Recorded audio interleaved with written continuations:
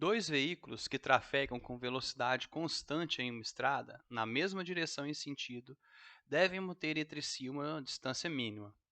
Isso porque o movimento de um veículo, até que ele pare totalmente, ocorre em duas etapas.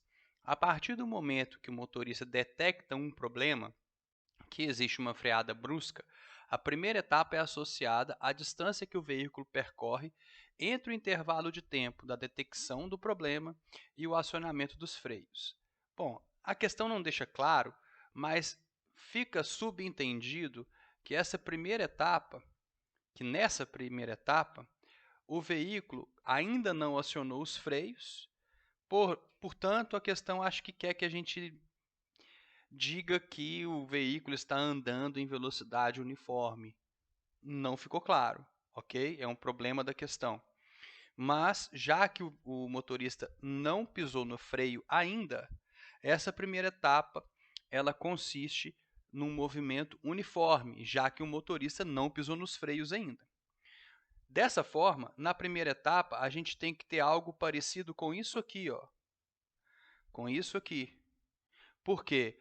Porque para uma certa distância, a velocidade se manteve constante durante algum instante de tempo, antes dele pisar no freio. Com essa constatação que a velocidade antes de pisar no freio teria que ter um valor constante, nós já eliminamos a letra A letra C e a letra E.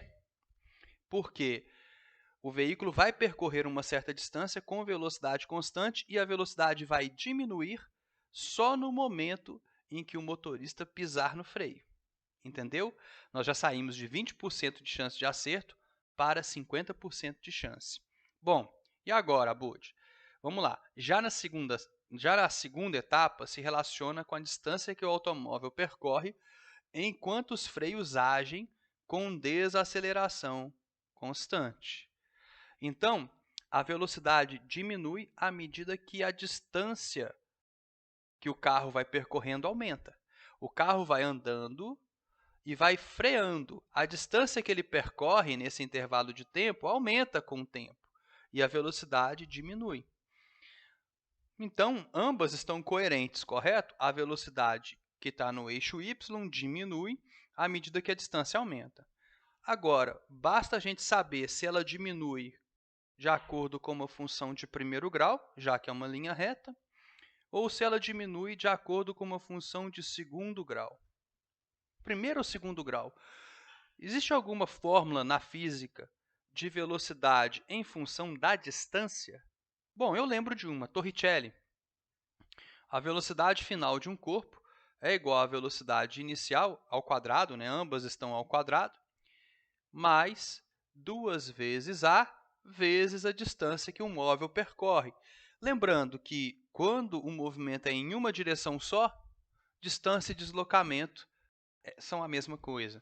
Então, aqui você pode colocar o d no lugar do ΔS, porque o carro está indo em uma direção só. Embora ele esteja parando, não tem problema nenhum, ok? Mas eu quero uma velocidade final. Eu quero como que a velocidade varia em função da distância. Bom, basicamente é dessa forma aqui, ó. A velocidade varia em função da distância de acordo com essa equaçãozinha aqui. Bom, isso é uma função de primeiro grau ou uma função de segundo grau? Porque eu passei o quadrado que estava no v, que é a velocidade final, para o lado direito. Aqui eu utilizei um programinha, um site na internet para plotar um gráfico parecido com o que eu tenho aqui em cima. Eu tenho algo que eu chamei de y é igual a raiz quadrada de v0 ao quadrado. V0 é uma velocidade inicial que é constante. Então, v0 ao quadrado vai dar um valor constante. Então, eu coloquei aqui um valor qualquer, 20. Ok? Menos 2 vezes a.